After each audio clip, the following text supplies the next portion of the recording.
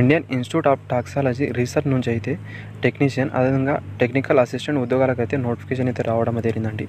And guys దీంట్లో notification వివరాలు, selection process మిగతాని కూడా క్లారిటీ అయితే చెప్తాను. అండ్ వీడియోని వస్తే లైక్ అదేవిధంగా సబ్స్క్రైబ్ చేసుకోండి. ఈ వీడియోకి అయితే జస్ట్ 50 లైక్స్ మాత్రమే ఎక్స్పెక్ట్ అని చేస్తున్నాను.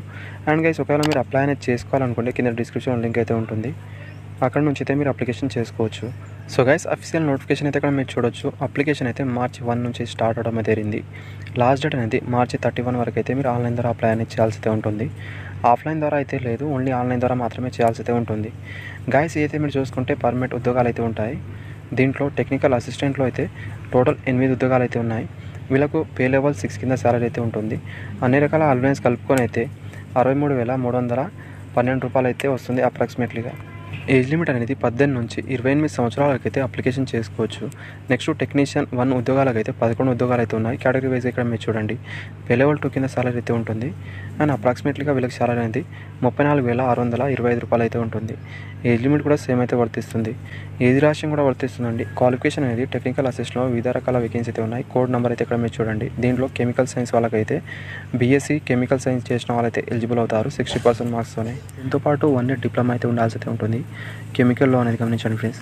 అండ్ వేకెన్సీ ఎన్ని ఉన్నాయో అవి అయితే ఇక్కడ మీరు చూసుకోవాల్సి అయితే ఉంటుంది. Next technical assistant electrical engineering వాళ్ళకైతే డిప్లొమాలో అయితే ఎలక్ట్రికల్ ఇంజనీరింగ్ ఉండాల్సి అయితే ఉంటుంది.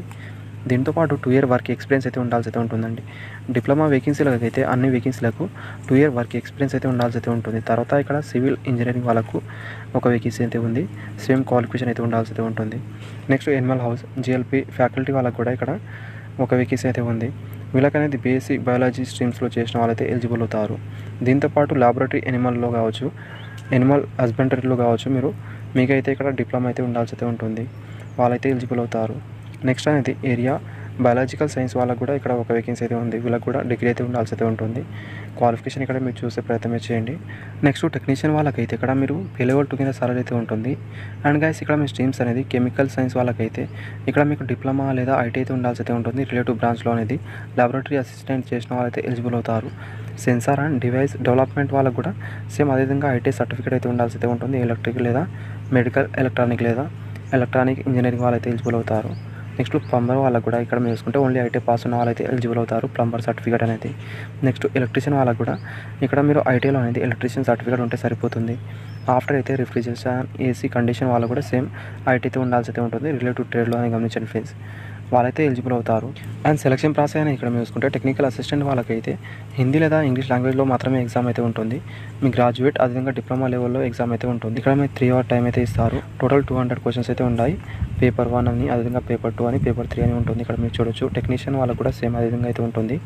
అండ్ ఇక్కడ మీరు చూసుకుంటే టోటల్ నెంబర్ ఆఫ్ క్వశ్చన్స్ అయితే 150 అయితే ఉంటాయి. 2 అవర్ 30 మినిట్ టైం అయితే ఇస్తారు. ఐటీ అదేవిధంగా ఇంటర్ లెవెల్లో మాత్రమే ఎగ్జామ్ అయితే ఉంటుంది. ఇంగ్లీష్ అదేవిధంగా హిందీలో మాత్రమే ఎగ్జామ్ అయితే ఉంటుంది. మల్టిపుల్ చూస్ క్వశ్చన్స్ అయితే. పేపర్ 1లో ఇక్కడ మీరు చూసుకుంటే మీకు అనేది 100 మార్క్స్ అయితే ఉంటుంది. మ్యాక్సిమం అనేది 50 క్వశ్చన్స్ అయితే ఉంటాయి. అని ఎలాంటి నెగిటివ్ మార్క్ అయితే ఉండదు.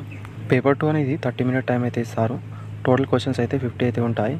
అండ్ ఇక్కడ మీరు చూసుకుంటే నెగిటివ్ మార్కింగ్ కూడా ఉంటుంది. 1/3 అని నెగిటివ్ మార్కింగ్ అయితే ఉంటుంది. అదేవిధంగా ఇక్కడ పేపర్ 3 కూడా సేమ్ అదేవిధంగా అయితే ఉంటుంది. 50 క్వశ్చన్స్ అయితే ఉంటాయి. 150 మార్క్స్ అయితే కేటాయించారు. నెగిటివ్ మార్కింగ్ కూడా ఉంటుంది వీళ్ళకి అనేది. మీరు అప్లికేషన్ చేసుకోవడానికి అయితే మార్చి 31 అయితే లాస్ట్ డేట్ అనేది ఇవ్వడం జరిగింది. ఆన్లైన్ ద్వారా అప్లై అనేది చేయాల్సి అయితే ఉంటుంది. అండ్ గైస్ మిగతా ఇన్ఫర్మేషన్ అయితే ఇక్కడ మీరు చూడొచ్చు. అదేవిధంగా ఈ నోటిఫికేషన్ అయితే మన టెలిగ్రామ్ గ్రూప్లో అయితే పెడతాను, అక్కడ అయితే మీరు చూసుకోవచ్చు. Thank you. వీడియోస్ లైక్ అదేవిధంగా సబ్స్క్రైబ్ చేసుకోండి. Thank you for watching.